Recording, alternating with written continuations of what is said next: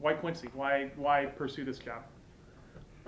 You're probably the third person to ask me that today. I think, one, I know Marty Bill, and it's important to me if I'm going to get back into being a head football coach, which I've done before. Uh, I want to make sure I'm working for the right guy. I met with Dr. Gervasi today, um, our president, and that's somebody that I've got to feel like is supportive of the program, and I certainly do. I believe he's supportive of football and athletics here at Quincy. And then the second guy uh, is Marty Bell, and having known him personally for the last few years, I feel like both those guys have football. They're viewed and it's viewed in the right light, and I think the support here is what I would need it to be to try and win at QU. So in a nutshell, it's more about the people than it is about anything else. Let's talk a little bit about your philosophy, Phil, offensively. Where do you see this program? I mean, what would you run if you came in here, given the personnel that are here, or given just your thought process going in? Well, the defensive coordinator that I would bring with me here, we sat last week in preparation for the interview and a possible opportunity to coach here, and we evaluated as many of the players from game film from this year and from high school recruiting film that we found online, just to see what we thought the overall talent base was. Obviously, that's something that I think any new head coach is going to tell you needs to be improved, and I don't feel any differently. So that's something that needs to be improved here. But with regards to the type of offense that we would run, that's my side of the football. I think the first thing I would do is address the defensive side to take care of what I think is the most important side of the football team. And then offensively, I was trying to find the best way to describe it today. If you've watched Oklahoma State play, that's very similar to probably the philosophy and the approach that we would take offensively. I'm not saying it's identical, but the Texas Tech, the Oklahoma State, West Virginia under Rich Rodriguez, those spread multiple schemes are very similar to what we would try to do here offensively.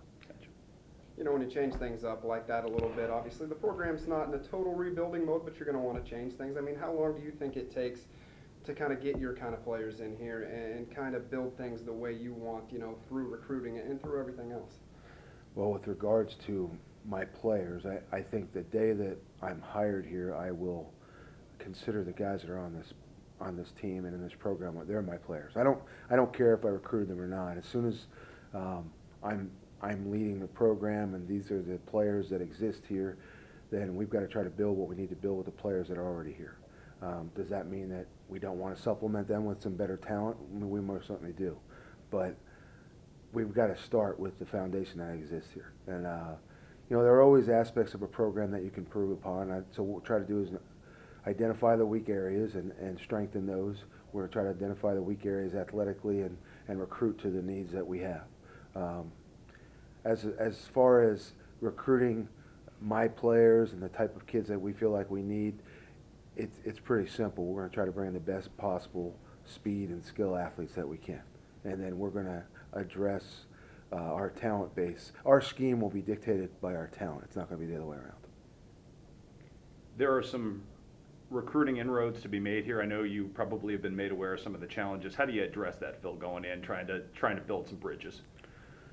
It's differently when you're at Southern Illinois and you can recruit nationally. When I was the offensive coordinator there, we were able to go anywhere we need to. I spent time in Texas and Virginia and New Jersey, and so those are great benefits. But in a Division II program, obviously the recruiting resources aren't the same, and I don't think that they need to be. I think knowing the state of Illinois, because I've recruited here for 2.5 years, and having some ties in Northern Illinois where I think there's a lot of talent, I would think that a greater percentage of our team should and could be made up of the local talent. I don't mean just in town, but the local region, whether that be Chicago or St. Louis or anywhere in between.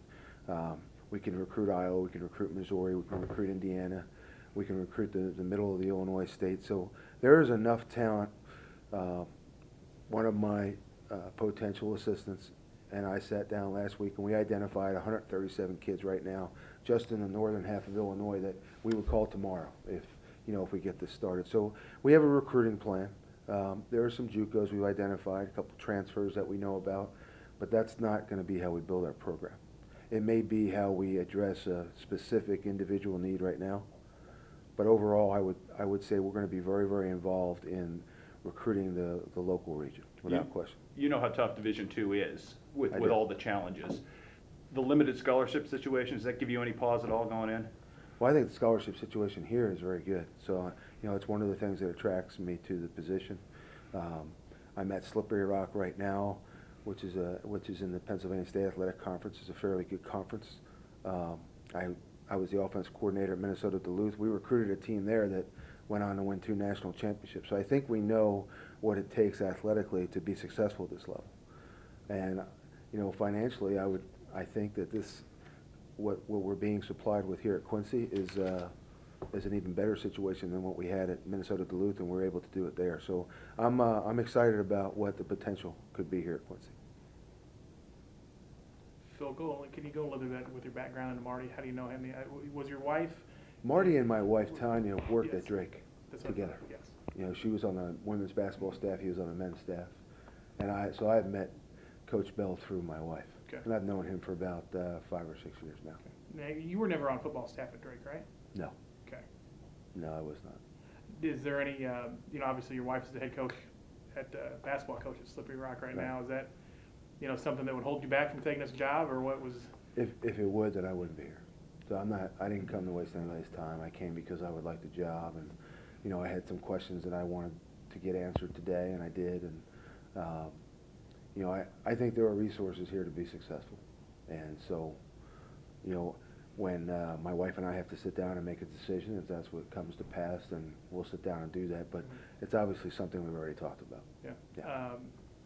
About level, I know you've been at D1 or FCS for a while before you got back into the D2 this year. D2 as a level, that's something that you would like to get back into? It doesn't really matter to me, to be honest with you. I don't have much of an ego. I don't have to be a Division I football coach. I think where my resume stands right now, I'm probably a 1A positional guy. I'm a 1AA coordinator, and I'm a Division II head coach. In terms of where my resume stands, I have a very, I have a big desire to be a head coach again. It's something that I enjoyed doing the first time. I always said the next head coaching job that I take, I want to, at least from a financial standpoint, be on an even playing field. And I think, what has been expressed to me today would give us an opportunity to do that. So, it's a job that's of great interest to me. If it was not, I would not have come out today. In terms of assistance, I know you've already mentioned it a couple of times. You kind of have a staff in mind, don't you? Is it flexible? Is it sort of, where are you, I guess, in that process, sort of formulating it? Well, when you're getting ready to take over a program or you're entertaining that possibility, you have to recruit coaches the same way you do players. The good thing about the coaches is I can start recruiting them now. I don't need to be employed to do that. So there are 14 coaches. That list I gave to just about everybody I met today, 8 of whom would follow me here and be on staff. So, they know what my plan is. I know most of them, or I'm aware of what their abilities are. And so the staff plan, the recruiting plan, those are things that are already in place. I guess what I'm trying to say is I came prepared today. So I know Marty wants to move quick when he finally makes his ultimate decision. If I happen to be that guy, then I'll be in a position to move as quickly as I can as well.